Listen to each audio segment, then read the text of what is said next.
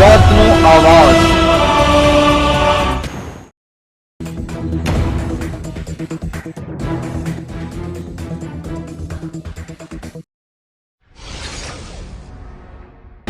મહીસાગર જિલ્લાનું વડુ મથક લુણાવાડામાં રખડતા ઢોરનો ત્રાસ યથાવત જોવા મળી રહ્યો છે। મહીસાગર જિલ્લાના લુણાવાડા ખાતે રખડતા ઢોરનો ત્રાસ વધી ગયો છે। જ્યાં જુઓ ત્યાં રખડતા ઢોરો જોવા મળી રહ્યા છે। આ ઢોરો એકબીજા સાથે લડાઈ કરે, યુદ્ધ કરે ત્યારે નિર્દોષ પ્રજા, વાહન ચાલકો, રાહદારીઓની અડફેટમાં આવી જાય છે અને ઘણી મોટી ગંભીર ઈજાઓ થાય છે।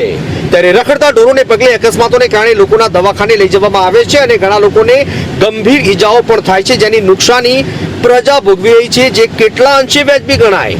હવે સાહેબ, વાત એવી છે કે લુણાવાડા નગરમાં વર્ષોથી રખડતા ઢોરનો એટલો ત્રાસ છે કે હાઈવે પર, રસ્તા પર બેસેલા હોય છે ઢોર, ઘણીવાર એકદમ રોડ ક્રોસ કરવા જઈએ કે ચાલતા માણસને પણ ઢોરોના લીધે ટક્કર વાગવાની શક્યતા રહે છે। ગાડી લઈને જતા હોય એ લોકોને પણ એકદમ ઢોર રસ્તામાં આવી જાય ને અથડાઈ જાય તો જાનહાનિ થવાનો ભય રહેલો છે અને માથામાં વાગે, એક્સિડન્ટ લીધે હાથ પગ ભાગે તો આર્થિક રીતે નુકસાન ભોગવવાનો પણ વારો આવે છે।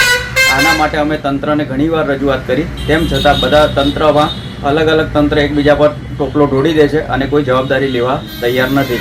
તો આ બાબતે સરકાર એક નક્કર પગલાં લે એવી અમારી વિનંતી છે। આના માટે તો મારે શું કહેવું, મારા બનેવીનો જ રખડતા આકલાના આંતકના લીધે ટક્કર વાગવાથી એમને ફ્રેક્ચર થયું હતું અને એમાંથી પછી એમને મોત પણ થયું। એ અમારા માટે બહુ દુઃખદ ઘટના છે, જેથી આના માટે સરકાર સખત પગલાં લે એવી અમારી નમ્ર વિનંતી છે।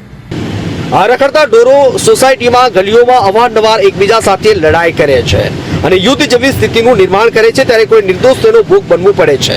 નગરપાલિકાનું વહીવટી તંત્ર આ બાબતે યોગ્ય ઘટતું કરવામાં નમણું પુરવાર થાય છે। લુણાવાડા નગરની જનતાનું કહેવું છે કે નગરપાલિકા દ્વારા રખડતા ઢોરને કાયમી નિકાલ કરવામાં આવે તે ખૂબ જરૂરી છે।